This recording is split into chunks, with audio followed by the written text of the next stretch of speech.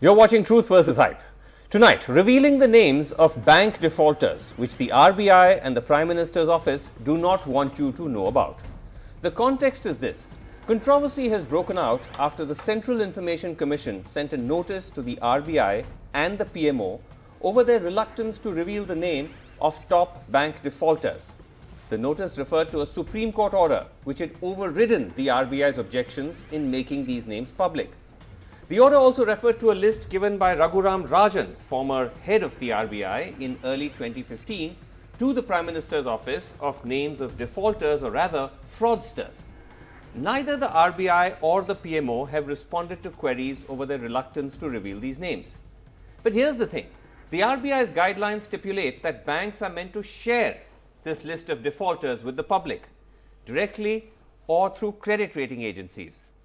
So we looked at the websites of India's top 10 public and private sector banks to see what information, if at all, they'd made public. Of these, only 4 public sector banks had put up lists of willful defaulters on their websites with the amount that they were due. So the listing is imperfect, but here is what we could uncover, starting with the Punjab National Bank, which is the biggest in terms of defaulters, over 1,000 of them, amounting to about 23,000 crores of defaults. This includes, of course, the Mehul Choksi Nirav Modi companies, that comes to about 7,500 crores. The Winsome group of companies, also jewelers, about 1,600 crores, of which Jatin Mehta is one of the directors. A company called Kudos Chemi, about 1,300 crores. Then, of course, Kingfisher Airlines, 600 crores. The Bank of Baroda has also put up some data of about 300 defaulters owing about 6,200 crores. Of this, the top names include Rotomac Global, the pen company, 457 crores. Again, Kingfisher with about over 400 crores. A company called ABC Cotspin, 362 crores. And another company, Ray Agro, 318 crores.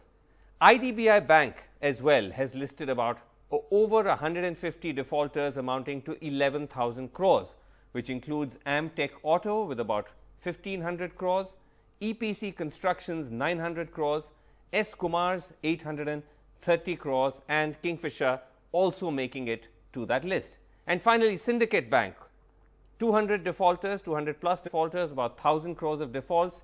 Again, the top defaulters includes the Forever Precious Group, Zilog Systems, companies like Nakoda Limited and Zoom Developers, who are a mix of jewelry, real estate, infrastructure broadly in those lists of defaulters that have been named and shamed. But look at the banks that have not listed any data, which includes the State Bank of India, which is India's biggest bank, as well as Bank of India, Canara Bank, and a number of others that we've listed on the screen. None of the private banks have listed any defaulters. So in total, based purely on what banks have disclosed, it comes to about 1,800 defaulters and about 40,000 crore rupees of willful defaults. Now this, as we've just explained to you, is an underestimation because several banks haven't put out their numbers. But we do have aggregate numbers based on official data to the Lok Sabha from July this year, which shows that the actual defaulters are almost 10 times higher than what is publicly available. The total defaulters are 9,500 and the total amount owed is 1.3 lakh crores, which is 3 times higher than the information we could cull from these websites. And also, what the Lok Sabha tells us, worryingly, is that defaults are rising, and they are rising rapidly. The total number of defaulters are up by 14%, and the total amount is up by almost 70%. Now, all this suggests that while some names are there on the websites of these banks in the public domain, there are many, many more willful defaulters who perhaps owe even bigger amounts that remain unnamed. Are those names with the RBI? Are they with the Prime Minister's office? We simply don't know. Okay, let's go across now to our panel. I have here in the studio with me Gurcharan Das, who's a former CEO of Procter & Gamble and now a writer, a scholar, a thinker. Also joining us, Tamal Bandyopadhyay, consulting editor, Business Standard, joining us from Mumbai, someone who's very, very well conversant with the banking system. Vipin Malik, former director of the RBI and chartered accountant, joining us. And from Skype, Devendra Sharma, food and trade policy analyst, because there's this entire debate about the manner in which banks and big financial institutions treat corporate debt versus how they treat agricultural debt and debt of those who are at why is the RBI so reluctant to part with this information? Raghuram Rajan has given names to the Prime Minister's office. Now we have the Information Commissioner saying disclose the names. Why are they reluctant to do it, in your view? There are two reasons, could be two reasons. One is that all these, the bad fishes, or I mean defaulters, willful or otherwise, could be that they are politically very much linked. Right. After all these companies have made huge political donations. Right. Whichever the government is in power. Right. So when they become defaulters, the political parties help them in covering up their operations. Yes.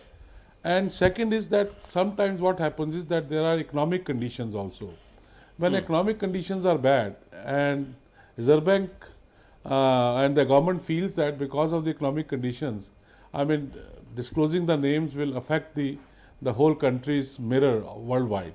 So that is another reason that they do not want to disclose the names. Okay. But let me tell you my experience. Yes. I was in 2000s, year 2000 or earlier, yes, was on the board of IFCI. IFCI was had the biggest defaulters list. And in spite of our best efforts and legal notices, we could not recover. Okay. So what I decided, I was the chairman audit committee.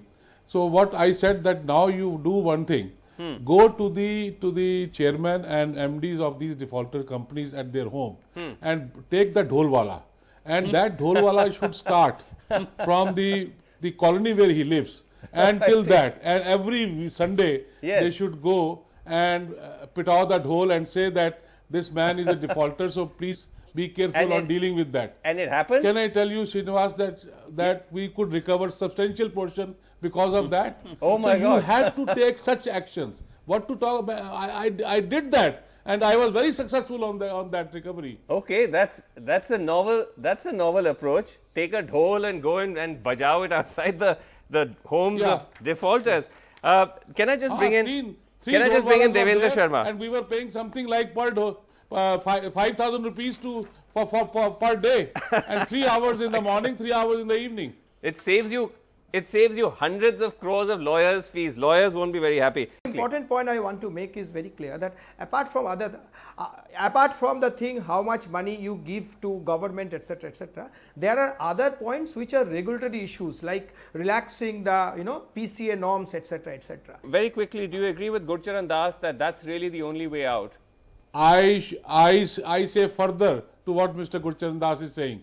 Not only privatize the rotten banks, privatize all the nationalized banks. It's all nationalized banks should be provided. Why is it a government business to own the banks? Right. Let it be owned by the people at large of this country. Okay. And after all, this is a depositors' money. No country and depositors' money is being used for the write-offs of the loans, bad loans, and where there is a vested interest. Right. Okay. So let's just get last word from Devendra Sharma, and then I have to wrap. Rather, at one day, when this 2004, to this finance minister, I had written a letter to him that the first thing you should do is to privatize the